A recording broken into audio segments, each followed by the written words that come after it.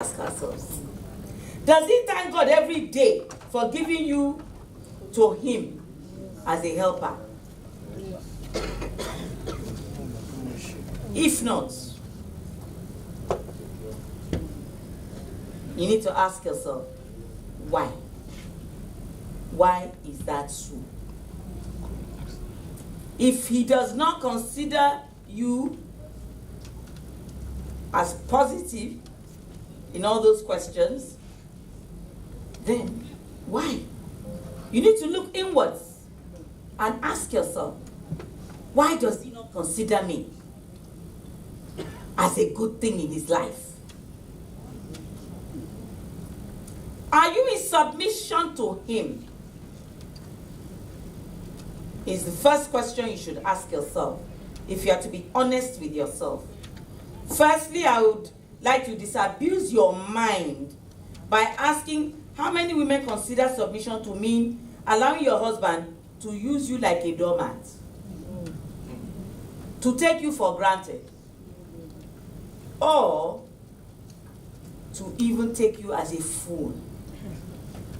How many people think that that's the meaning of submission? Because it's to the contrary. I'm not seeing a show of hands now, but there are many women who think so. Hence, they are saying that we should submit. What more should I do? I've done everything. Does he want me to put my head on the ground so that he can walk on it? Some women think so. That is what submission is requiring of them to do. And that they're not ready to do that. And nobody is asking you to put down your head so that you can walk on it. But no man or woman should ever think so. Because there are some men truly who also believe that that should be the case. That when they say sit down, you should sit down as if they're talking to the dog. You know, you command your dog, sit, and you sit. A man once told me when he brought his fiancée to come and show me that this is the person that he wants to marry. He was rather small in frame. The wife was very big. And I said to him, I whispered, I said, are you sure that this is the person you want to marry? He said, yes, I'm very sure. What was his reason? He said, because when I tell her to sit here, she sits there.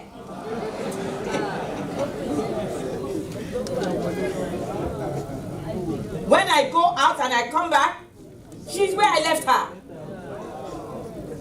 That was his reason. The kind of fights that they used to have after they started living together. A very serious matter. It took them years before they could fix things up. Praise the Lord. Hallelujah. What are the practical ways to show submission to your husband? Because we want to get practical, right? Make the home comfortable for him to come to. Make the home comfortable for him to come to. When a man leaves work and he's coming home, to a home where everything is upside down, and it's like 5 minutes to, she has heard the horn of the car, and then she starts scrambling, putting things in place, but she's not able to finish up. And he walks in, and he feels like running out. Don't you think he'll feel like running out? When the home looks as if it's upside down and nothing is in place, and it doesn't look welcoming, the man wants to run back. Serve him the delicious meals he loves, whilst being creative and innovative.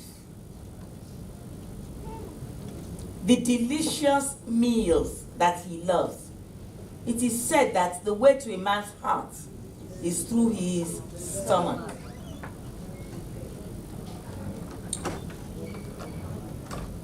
There are women who are committed to building their homes. Even when they don't have the husband doesn't have the money, and they too can't afford much, they will still go out of their way to put something on the table that their husbands can eat. But when they can afford to buy what she knows, or he has even put the money down to buy what she knows is the kind of meal that he loves, by all means, cook it. There may be things that you love to eat which he doesn't like. Don't cook it when he's around. Don't cook the ones you like that he doesn't like when he's around.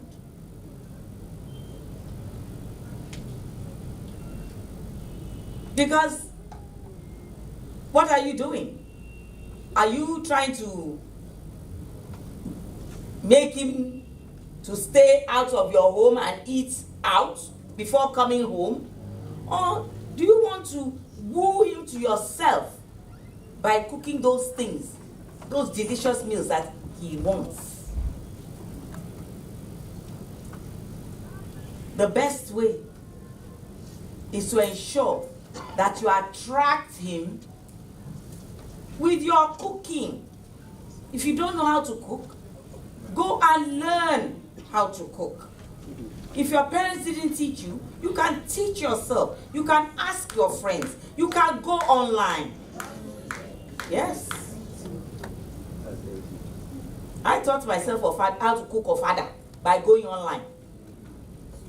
I saw that when we get to parties, the first thing my husband asked for is, do they have ofada on the menu? I'm not talking about the rice, I'm talking about the stew. So I went online.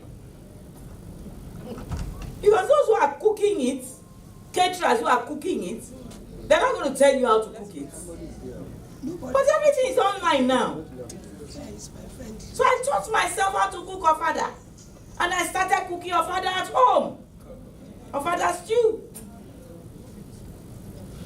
So, by all means, go all out to try to satisfy your husband as far as meals are concerned.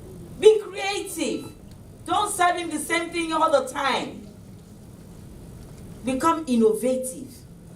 Learn from your friends what other kinds of stews are eaten by other tribes.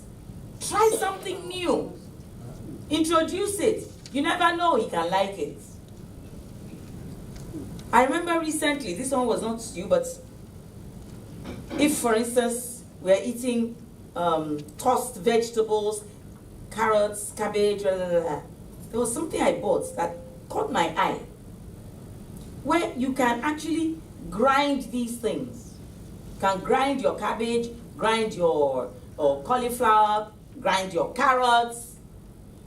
And I had it done, placed it in front of him. I said, listen, I'm trying to get off carbohydrates.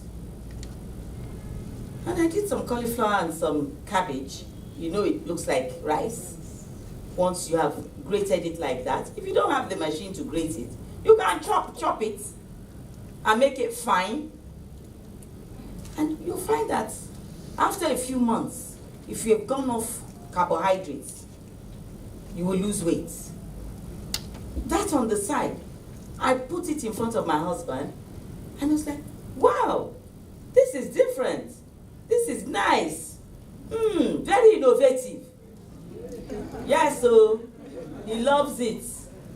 So be innovative. Change from what you've been doing and the way you've been doing it, so that it doesn't become boring. Encourage him, encourage his dreams, encourage his aspirations. told you some of the things that he's trying to achieve. He's discussed it with you. Don't discourage him. Advise him. Encourage him. Don't let him have to be encouraged by women that are strange women. Don't let him have to go looking for friends in the club who he will stay with for hours on end and not come home because they encourage him more than you do. If you're his discourager, he won't want to come home. If you're always encouraging him, you can do this. There's no such word as can't.